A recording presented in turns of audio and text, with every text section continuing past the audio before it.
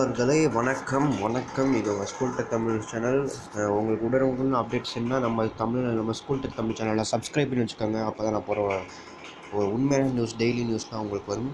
நேற்று ஏன் வீடியோ அனுப்பலைன்னா, நேற்று எந்த ஒரு புதுசான அப்டேட்டுமே வரவே இல்லை. இந்த தந்தி டிவியில் பார்த்திங்கன்னா பொய்யான செய்தியை போட்டுக்கிட்டே இருந்தாங்க.